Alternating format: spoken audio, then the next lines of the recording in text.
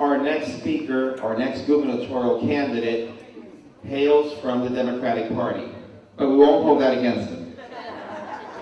You're a stand-up guy for coming here this morning and accepting our invitation. Thank you. Thank you very much. Won't you please welcome Brian P. Moore.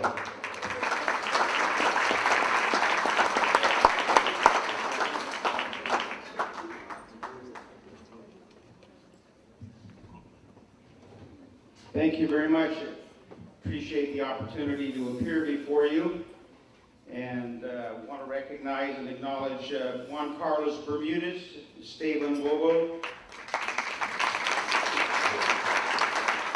and Reverend Alberto Delgado, and of course Anthony Verdugo for the invitation and participation. Agradezco mucho a participar en su desayuno esta mañana. Buenos días. Viva, viva. Pensaremos,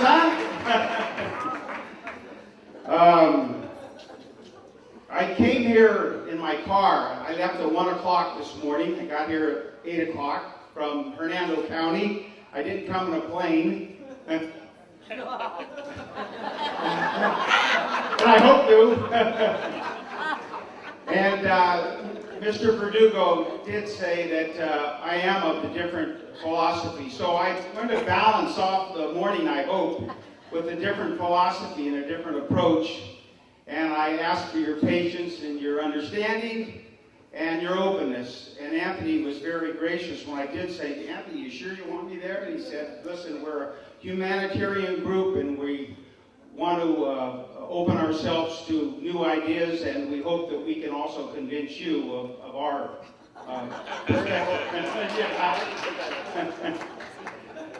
Okay.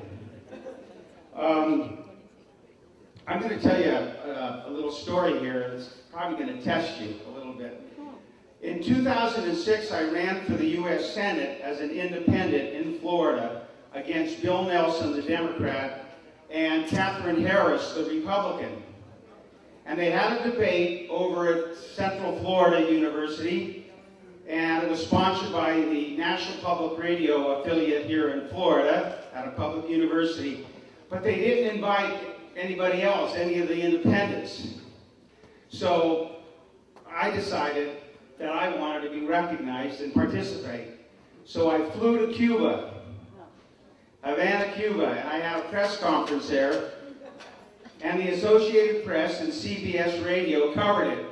And I got more press in Cuba than I did here in Florida when I ran as an independent. And so that's where I'm coming from as an independent and as a progressive and as a liberal.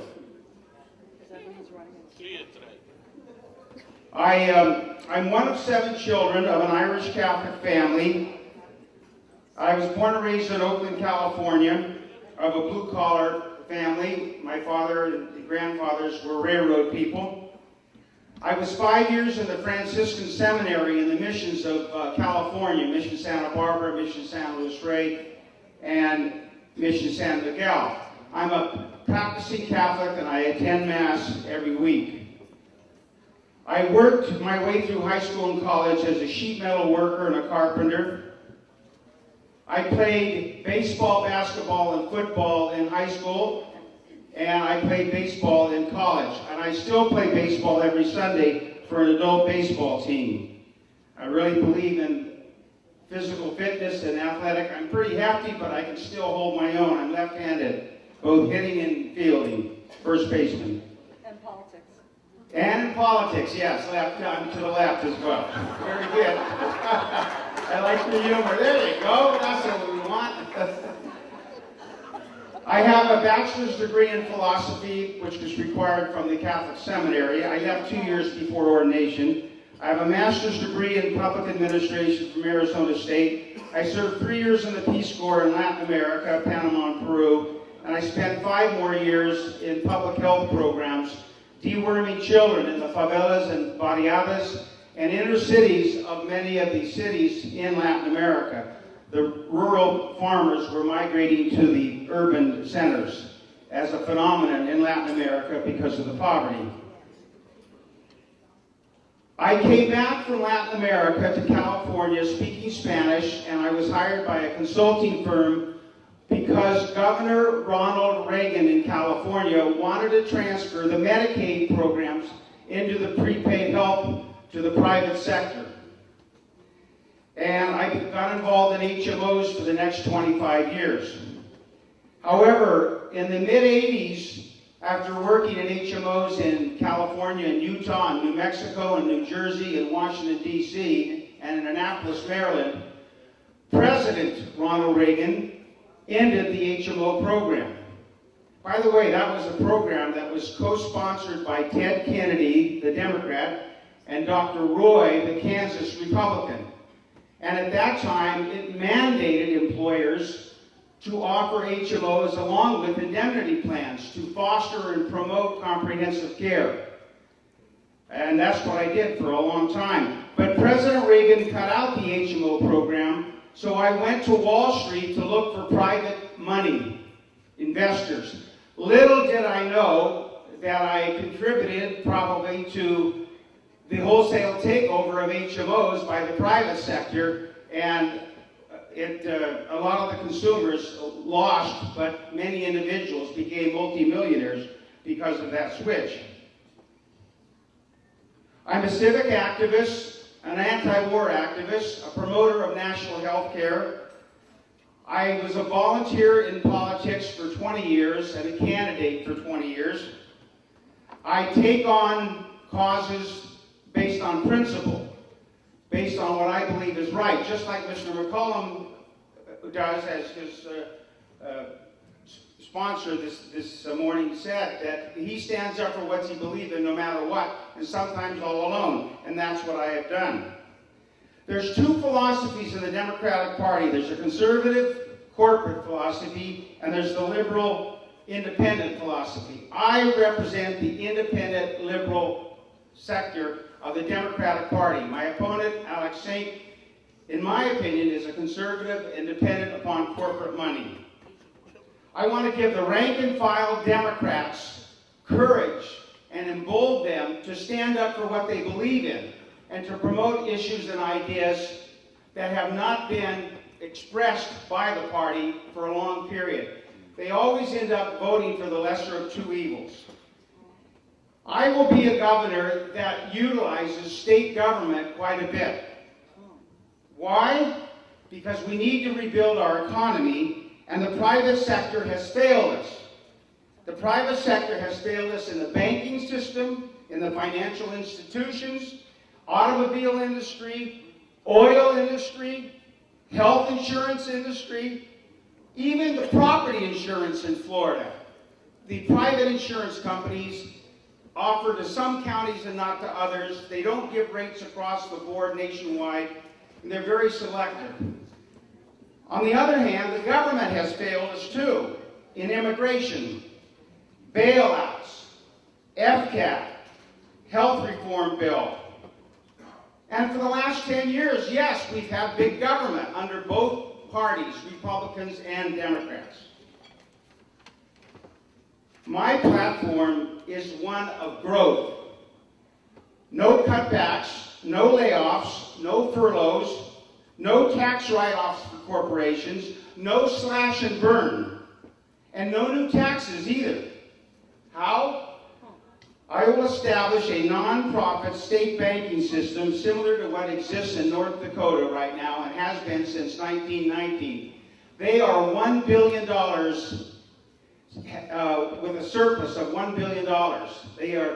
They are confounding Wall Street by their success. I will rotate monies. We have $14 billion in assets, and we will make available low-interest loans to many Floridians. Floridians helping Floridians. And we will then be able to purchase homes, invigorate new construction, create more jobs, give loans at a lower interest rate to small businesses, to students, and have lower interest rates for credit cards. This will generate the economy. This is positive. This is a growth plan. And that's what I will establish, number one. I will also establish a single-payer health service. It will be more Medicare for everyone. self-funded, not dependent on any new tax dollars from the government. Put a permanent moratorium on Gulf oil drilling, and I will also urge the legislature and the counties to issue immigrant visas to our workers, to make them legal, to not criminalize them. We need to crack down on the corporations. We need to crack down on the companies. The federal government has failed to do that, and now we're putting the blame on the individual immigrants. Our foreign policy has supported dictators and tyrants and has forced people from Latin American countries to come to our shores to survive. We have a moral obligation to take care of these people. And that is the philosophy that I will bring. We need to develop a new generation of solar cars. We need to redirect our NASA engineers for mass transit, Gulf oil dissipation, small farmer help, cleaner fuels, the production of space products, and the involvement of the universities. That is entrepreneurial, and that is capitalistic. And that is a program that I, as a Democrat, will promote if I'm elected governor. And I understand that you may not feel comfortable with those ideas, but it's a philosophy and an approach that we feel will work, and we are critical of the existing system and the status quo. And now, one other area, and I'll finish, and that's regarding family values. I know you're not going to agree with me, but I will state my positions. You know, I'm promoting a living wage, universal health care, acceptance of same-sex adoption and same-sex marriage, gay marriage. I support the right for a woman to choose and have an abortion. I support the idea of embryonic research to find solutions for our medical problems. We need to increase minimum wage. We need to have more sex education in the schools, more child care programs, and support single-payer families. That is a liberal philosophy, that is a progressive philosophy, and that is an approach and a platform that is hardly being talked about in the Democratic Party. I am offering the Democrats a choice, a clear choice, and if I am elected, then I will certainly be a clear choice to the Republican and independent candidates. Thank you very much.